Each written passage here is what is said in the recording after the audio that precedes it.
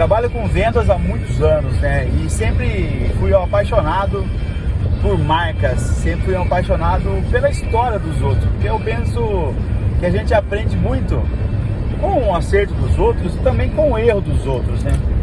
E aí, a vida inteira eu estudei isso, e aí eu decidi que eu quero, de alguma maneira, contribuir para algumas pessoas, assim como eu recebi. E eu quero compartilhar uma história, vou compartilhar uma história aqui,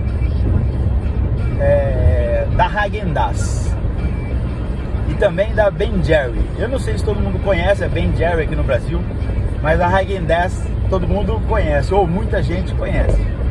E o que é legal, né? São duas empresas de sorvete premium e se posicionaram em décadas diferentes, um processo muito interessante. Como é que funciona? A Ben Jerry nasceu com dois hippies, duas pessoas que curtiam a vida, queriam se divertir, e para isso eles montaram uma sorveteria, fizeram um sorvete gostoso.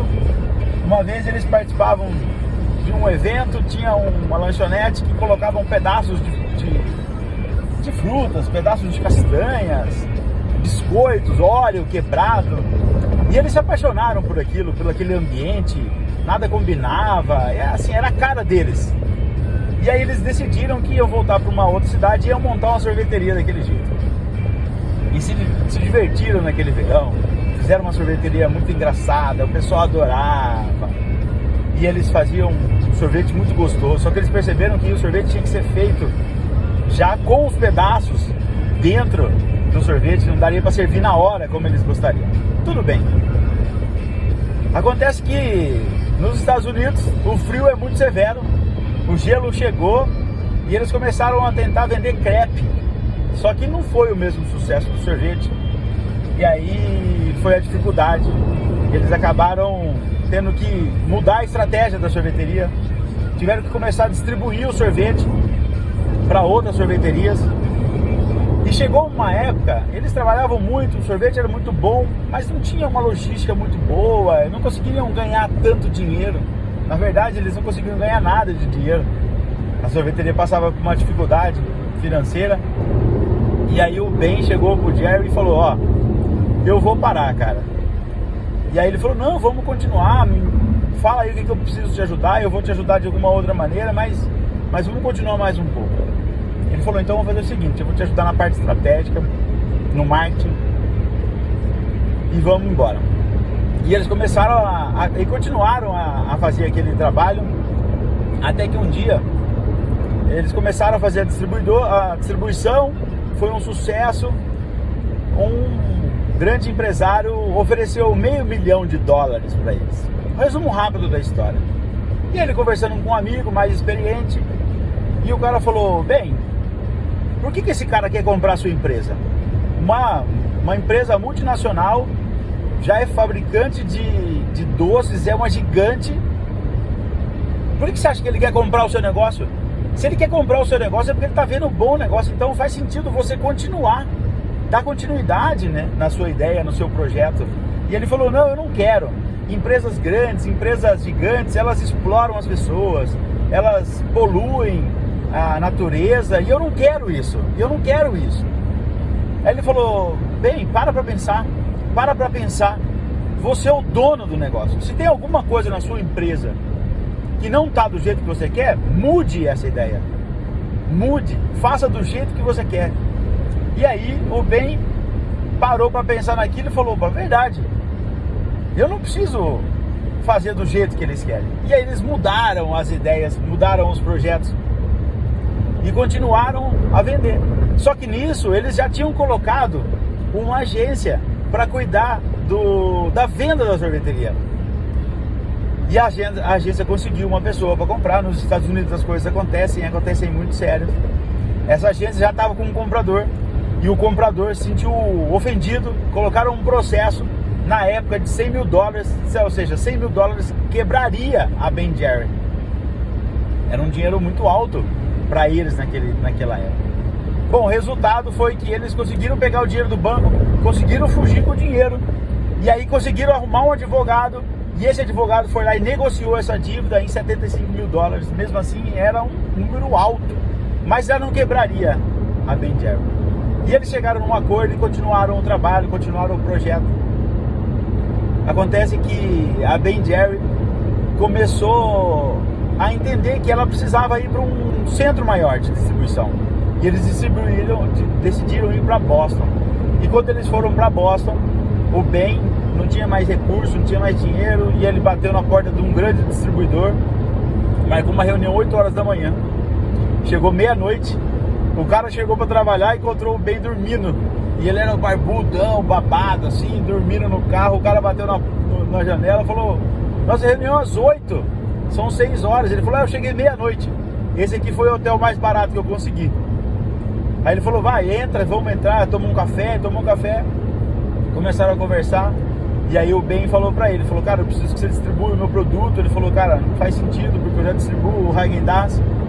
Bom, aí ele explicou, convenceu que o Ben Jerry tinha um produto diferencial, tinha qualidade para ser distribuído, e eles começaram a distribuir. Fato foi que a Ben Jerry começou a incomodar a Häagen-Dazs. A Häagen-Dazs estava numa zona de conforto, ela tinha um monopólio, e a Häagen-Dazs botou pressão nos distribuidores dela e falou: ou vocês param de distribuir a Ben Jerry, ou vocês param de distribuir a Häagen-Dazs, escolhe. Vocês têm 90 dias.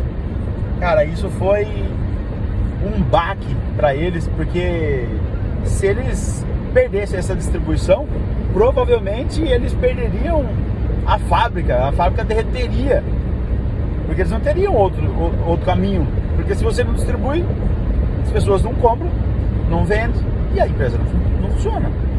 Não adianta você ter um produto muito bom se você não tem uma distribuidora muito boa. O fato foi que eles arrumaram um advogado, gastaram todo o lucro que eles tiveram nesse advogado. Esse advogado conseguiu reverter um pouco a situação, e eles conseguiram ter fôlego para poder negociar. O Ben foi pra rua, e aí, como eles eram da paz, como eles eram ripongos, como eles já tinham uma alternativa, eles começaram a apelar pro que eles tinham de melhor, que era cuidar da natureza, era outra pegada. E eles começaram a fazer uma campanha perguntando por que a Ben Jerry tinha tanto medo, por que a Häagen-Dazs tinha tanto medo da Ben Jerry, sendo que a Ben Jerry era tão pequena e a Häagen-Dazs grande, gigante. E eles começaram a fazer essa campanha até um dia que a imagem da Häagen-Dazs estava ficando afetada, e eles decidiram então parar. Entraram num acordo depois de 2 anos, isso em 1985. Eles entraram num acordo de que eles parariam de tentar o monopólio, de tentar inibir a distribuição da Ben Jerry, desde que eles parassem então de fazer campanha contra a Häagen-Dazs. O fato foi que foi ótimo para os dois. A Häagen-Dazs subiu o seu lucro para mais de 10 milhões de dólares nesse ano, e a Ben Jerry continuou fazendo a sua distribuição. Vejam bem, daqui a pouco eu vou gravar outro vídeo falando sobre a história de como nasceu a Häagen-Dazs. E é uma história muito legal. Então vou deixar depois aqui no card. Se você está gostando dessa história, já compartilha isso com alguém. E aí vai lá no card e vê a história da Häagen-Dazs, como nasceu essa história e como nasceram as guerras comerciais. É totalmente, às vezes, aleatório, mas elas se encontram no caminho. Porque o objetivo deles era fazer um produto bom, um produto premium, entregar o melhor para o consumidor. E o resto é história, meus amigos, o resto é história. Eles trabalharam muito, eles se dedicaram muito, eles tiveram que mudar muita estratégia. Dentro das leis de Napoleão Hill, uma das leis que ele trabalhou, que o Ben e o Jerry trabalharam, foi ideia bem definida. Outra foi dedicação, sustentação, não desistir no meio de uma ideia quando a dificuldade aparece. Isso é habilidade, meu amigo. Isso não é a história que conta, isso é mão na massa. Isso você tem que ter disposição, tem que ter habilidade em vender a sua ideia. Isso a gente treina. Eu vou gravar esses vídeos aqui porque eu não quero vender nada para ninguém. A gente já vende de outra maneira. Esse vídeo aqui é mais para compartilhar ideias, para fazer um link entre as leis do triunfo e também o que acontece nas histórias de sucesso. Porque são essas habilidades que levam as pessoas para um outro nível. Essas habilidades que mudam a história do mundo. Essas habilidades que mudam a sua história, que mudam a história da sua vida, da sua família. Então, se você está gostando, se você vai gostar desse canal ou não, é uma consequência. Eu acredito que eu vou gravar aqui o que eu tenho de melhor para cada um, que eu acho que é o melhor para mim, para minha família. Então, até mais, um bom dia.